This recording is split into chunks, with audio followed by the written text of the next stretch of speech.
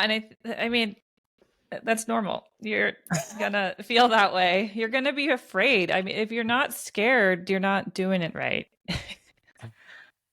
But Yeah. let's lean into this a little more, Roman. Pull up a couch. We're into the therapy session here.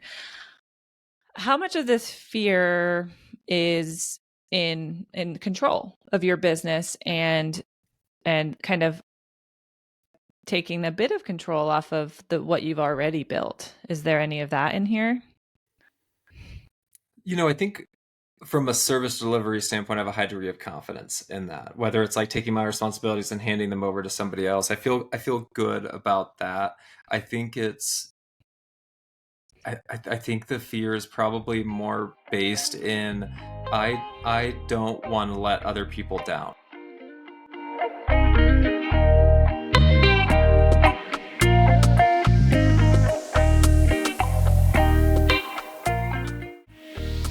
And we're back. Happy Friday. Hello, Stacey.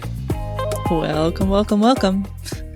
I am still running with the Fun Shirt Friday with my Hawaiian themed shirt. I also have a little beer for happy hour. So vibes are high over here. You doing good?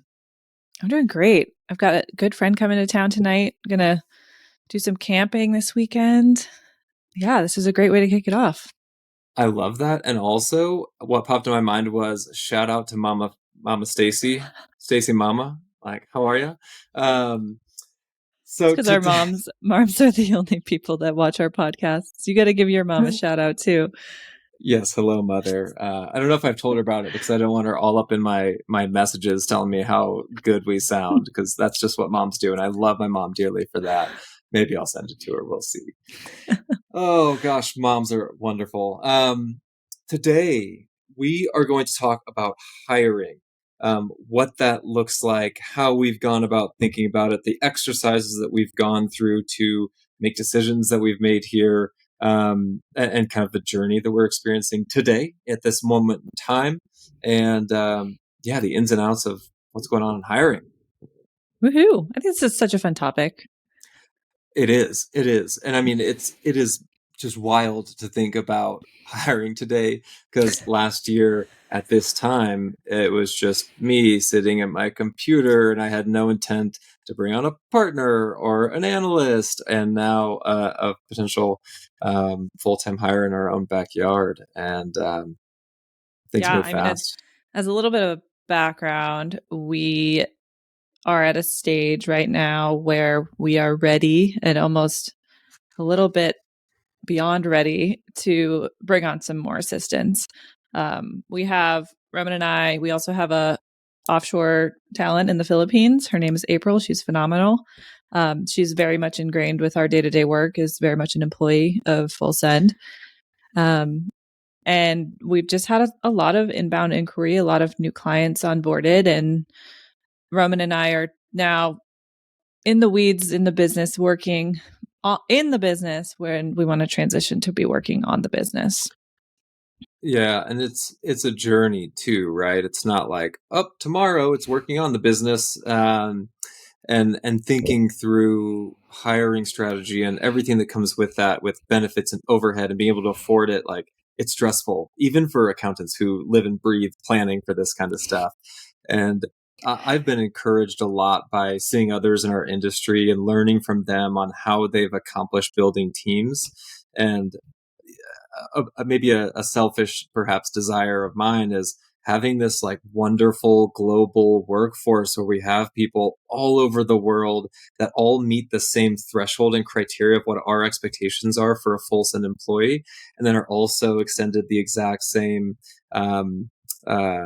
benefits, the same treatment, the same access to growth and education and promotion. And so like I'm super excited about hiring, and we'll get into maybe my fears in that too. Yeah, you make a good point of it's just so fun to be in this position where you and I have had our gamut of poor experiences in the workplace, and we're in a position where we can devise what we want it to look like. So all those bad experiences that we've had, all the good experiences that we've had, we're now able to take from that and build the experience for our team members that we would have liked to have had. Yeah, and I think it's important to note that like I don't fully know what that experience will look like. And it's so important, I think, at the foundational level to bring people on today that can A, help craft that, but more importantly, B, retain that culture, the mission, vision, and values that we've already articulated, and help propel that down to create that type of environment that we want for the future team. Let's talk about that a little bit, because at this stage where it's essentially three of us and you and I, working very, very closely, we're going to bring on a new employee. And you and I've kind of figured out the level that we want to bring on. But what for you are the most important criteria of this next hire? That's, I don't know if you want to call it our second hire, first hire. I don't know what we want to call it, but early stage hire. Most important criteria. Boy, I mean, genuinely, this is going to sound, I don't know, maybe too pie in the sky, but because culture is so important to me, because of past experiences that you and I both had, and want desiring to build a place where accountants can live their best lives, I am so keyed in on making sure that that first hire is additive to that culture and supportive in continuing to build that. And so, yes, there is certainly a lot of acumen and accounting intelligence and that slightly innovative side that we are really aspiring to hire. But I think that culture side is still most important to me, and it's Mm-hmm. it's it's so nebulous. It's hard to hire for that. It's easy to make a bad decision, and you and I have talked at length about how do you balance the gut decision hire versus the tactical. We're going to dig in here and make sure it's a good fit. Yeah, totally. And I think right now it's a bigger emphasis on that culture fit. I think forever and always at our firm there will always be an emphasis on, not culture fit, but do they fit our mission, vision, and values? Do they prioritize those, being a good neighbor in life? And now just knowing how much one person can impact a culture in such a small team, I think it's even more important than it will be later as we grow and scale. But it's, for me, it's also split down the middle, because at this stage we have less time to dedicate towards training on, accounting tasks, right? Like, how do you do X, Y, Z? Because there's just so much, and we're exposed to so many different things within our client experiences that, to me, I'm also torn 50-50 on stellar person, but also someone I can trust with the accounting work, that I Mm-hmm. know they'll come to me with questions, but I can almost give things to them and they can run with it on their own. Yeah, and I'm right there with you. I would never take that accounting experience for granted because under the core value of service par excellence, there's a base level of accounting competency and capability to deliver services to clients that is expected. And so certainly a large part of conversation with any prospect is tailored towards that type of work. And so when I think about culture, that is still a huge part of it, like that accounting knowledge. And to your point on onboarding, we maybe right today are in a fortuitous position of being able to source and have conversations with folks that are known quantities to us, Mm-hmm. and so that won't forever be the case. But yeah. What's your take then? We've been in an interesting position where we've had informal conversations with potential candidates and have started to vet certain people, but we haven't really put a JD out there. We haven't put the full feelers out. We haven't really defined specifically what the role entails. Obviously, that's going to have to change as we grow. But what are your thoughts on, like, I have some minor fear of, like, are we seeing enough people? Are we getting exposed to the right people for this role? Or should we put out feelers in there in the network or on LinkedIn and see who else might be available? I feel like you can get into the spin cycle of paralysis by analysis, where you can put out a JD, you can put out a formal rec, have people apply to that, and then just kind of get lost in the applications and reviewing resumes and things of that nature, and that'll certainly be a part of our path going forward. Mhm. Today, I don't have as much of a fear of what else is out there, but I do know that when we do put out formal requests for JDs and for hiring folks, our extended network will reach out and we'll have more of those opportunities, but also be able to cast that wide net to be able to maybe catch other fish that are out there. Um, so I'm not super fearful about that today, but that'll change. Mhm. Yeah. And I think, we've learned a lot through this already where there's certain things we're going to need to have in place before we can hire people. Um, I know we're going to touch on benefits, but just a job description, what people can expect, what salary are we prepared to offer our first hire here? Um, but I want to touch on a few of those because we've been a little back and forth on what we want to do, and um, benefits has been, I think, one of the bigger pieces for us to figure out this stage, which I didn't think would be such a difficult challenge. It's just been such a pain in my side because you need quality benefits to attract employees, and you need employees to have quality benefits. It's And it's this just like everybody weird we talk to, yeah, chicken and egg approach. I didn't know this. Did you know this before we looked at it? no idea. Okay, so what Roman's saying is most benefit providers, a lot of PEOs that we've reached out to offer benefits, most of them say you need to have 5 employees enrolled or employed by the company to even offer the benefit service. And so I'm like, okay, we need to hire people, but I need benefits to offer to people to hire them. And so how do we bridge that? But we found I think a good solution.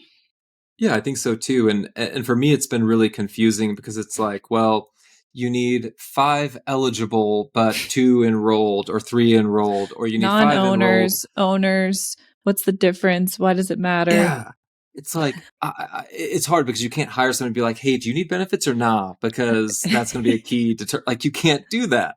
And so you can always go the maybe easy route of maybe benefit reimbursement, or say, "Hey, go find healthcare on the marketplace. We'll reimburse a percentage or a flat fee of that." So like there are like DIY easy options to do that, but we're in a position where we want to establish a formal benefit structure so that we can have that consistently moving forward.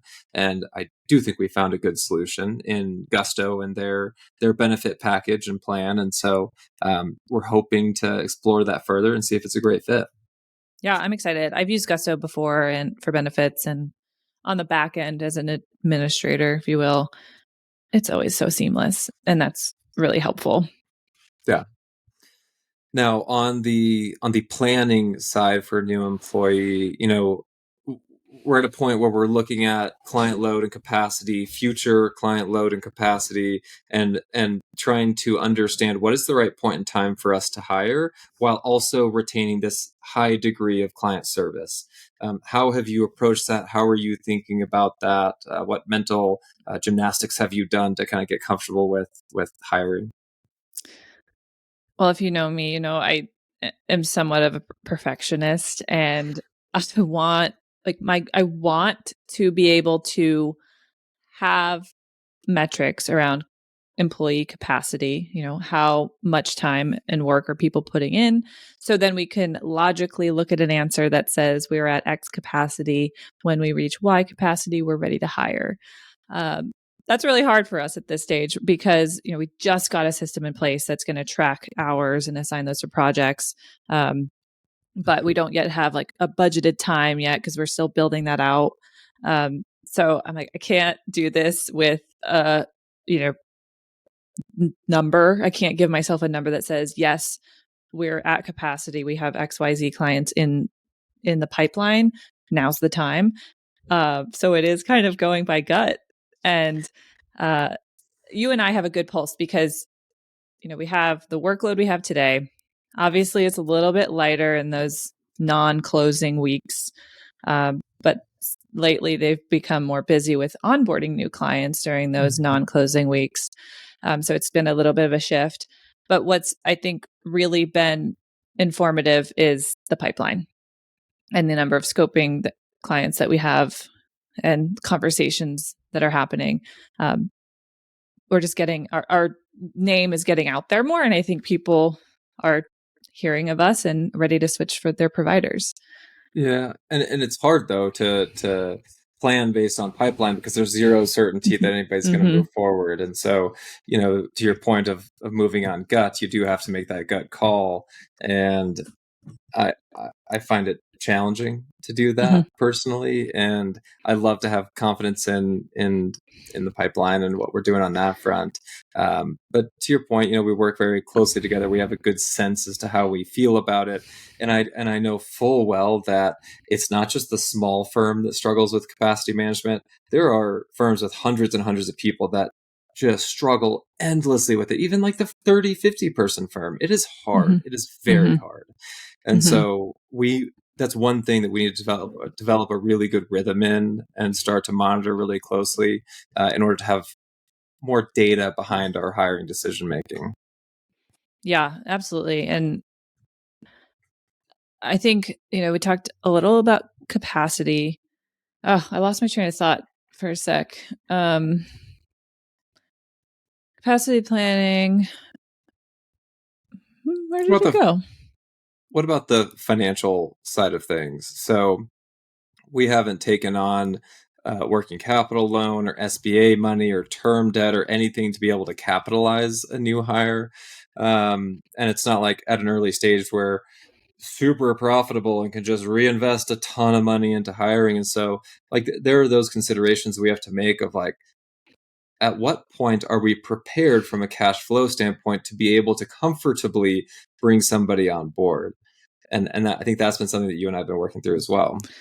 Yeah, and it's also something that our clients face all the time with how do they know when it's time to hire and what roles to hire for, how much can they afford? Um,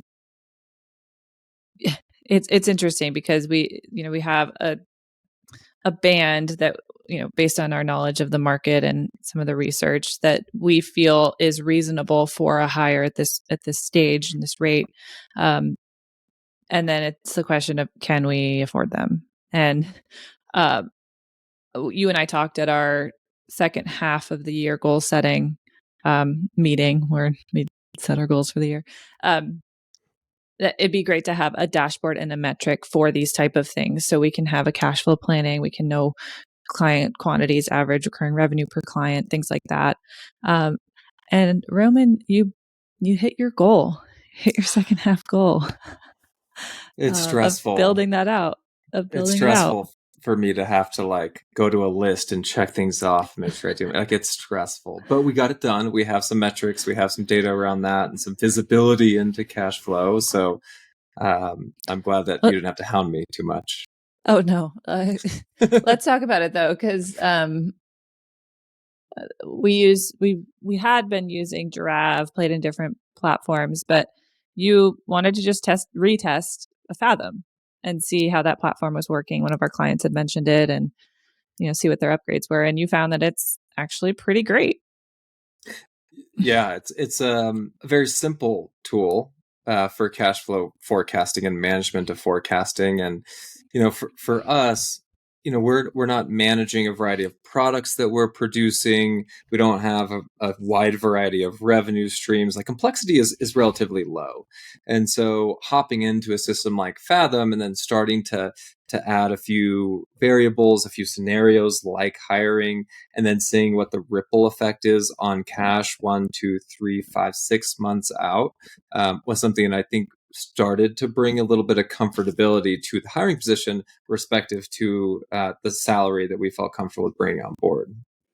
Mm-hmm. Yeah, and as you mentioned, we don't have financing, so our business is funding itself, and a lot of the assumptions that we built, we wanted to see the most conservative option, which is pretty much let's assume client count stays flat from where we are today, and let's assume a higher end range of the employee that we bring on, what does that do to our cash flow? And are we comfortable at that level?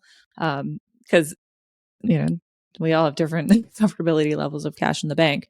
I think what gave me the most comfort was just seeing it. I felt like we would be okay just knowing our business as I do, but I wanted to check that box and not have any surprises when we do bring a person on. And that's not to say that there won't be surprises. There always can be, but it did bring a higher degree of comfortability to see the numbers and say, okay, if we outlay an extra, X cash, where does that put us at the end of the month, given consistent or slightly increasing revenue? And it's so funny because I look at that, and even though I can see the numbers and I can feel comfortable based on our assumptions that we are in a good position, there is still this lingering fear about the cash side of things.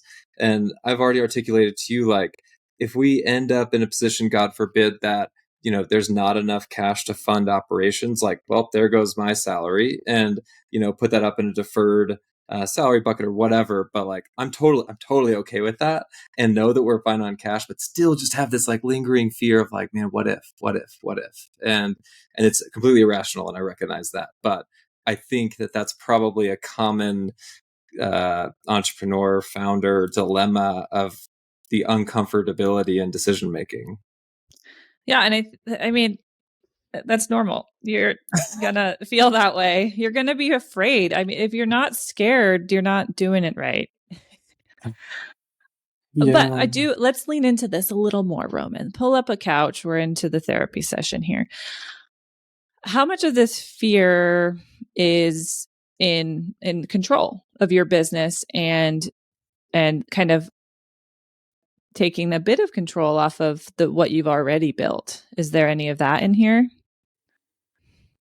I think from a service delivery standpoint, I have a high degree of confidence in that. Whether it's like taking my responsibilities and handing them over to somebody else, I feel good about that. I think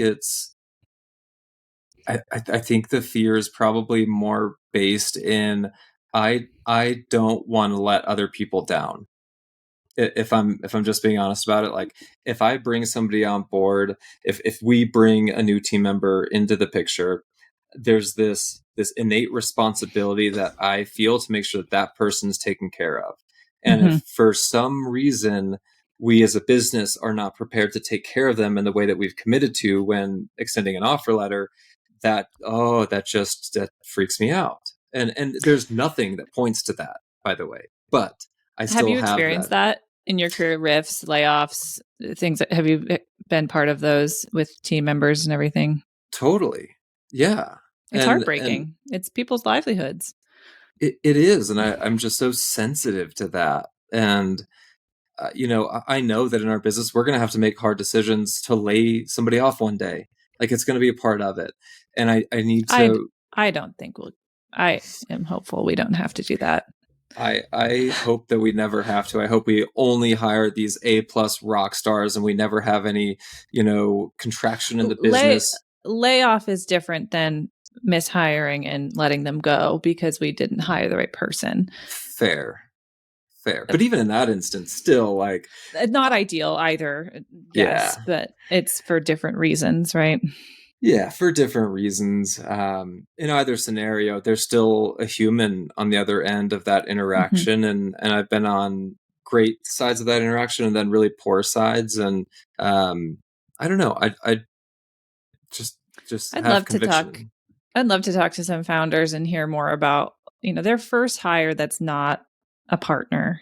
And just because I'm sure this fear is universal. And because of that, it's people's life and you Yeah, don't want to let them down and we care and um none of it points to it being negative, which that's why I now feel a lot more comfortable. yeah, One thing we talk about in our personal life, my husband and I, when we're making investments or making big decisions, it's if for this to go south, for this business, for our business to really fail, the whole market is got to fail, which is possible.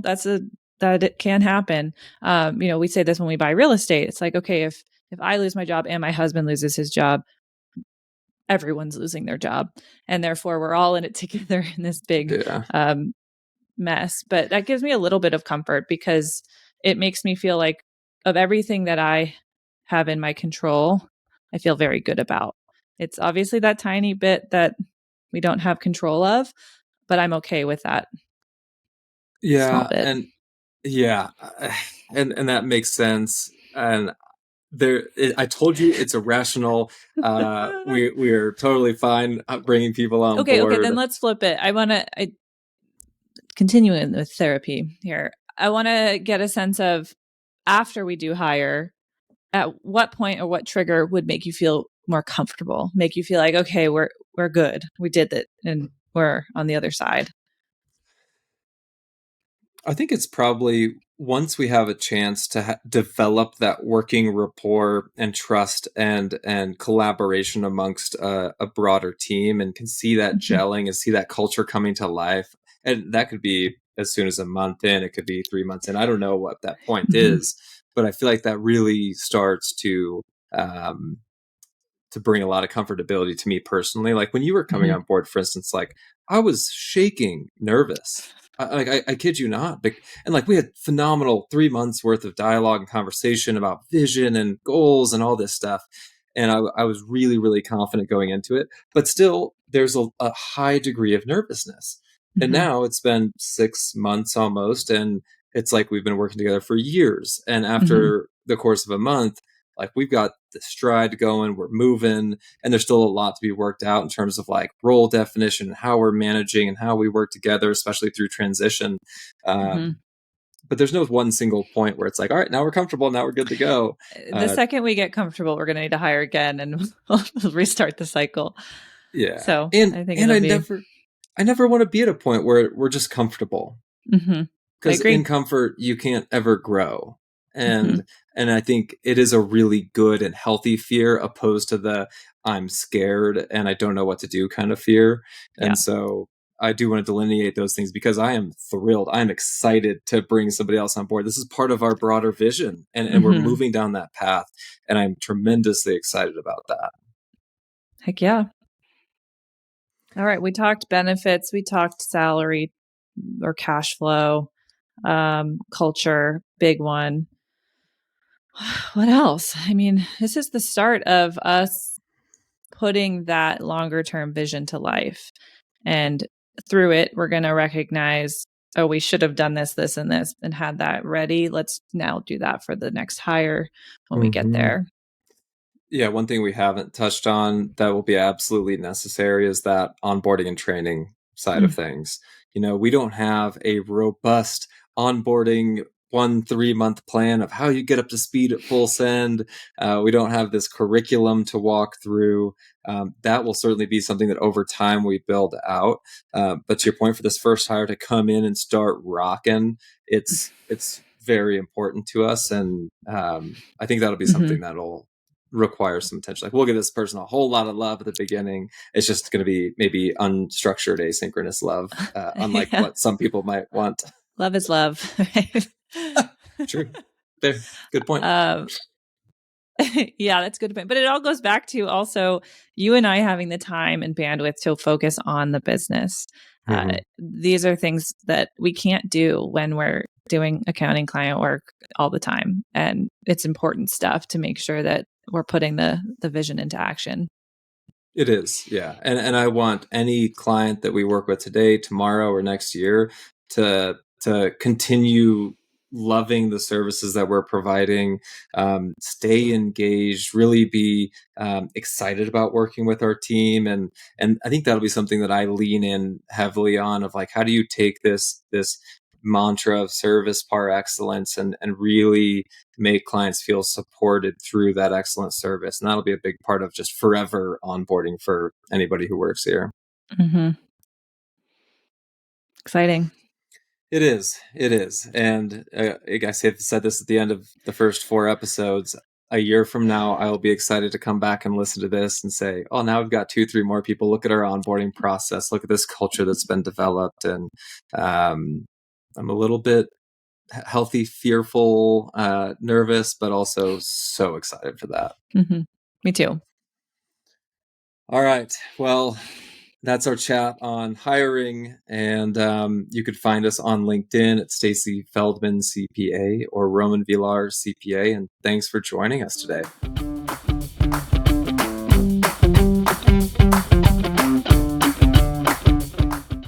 Thanks for tuning in to this week's episode of Building in the Wild. If you found value in our conversation, we'd appreciate a review on Spotify, Apple, wherever you get your podcasts.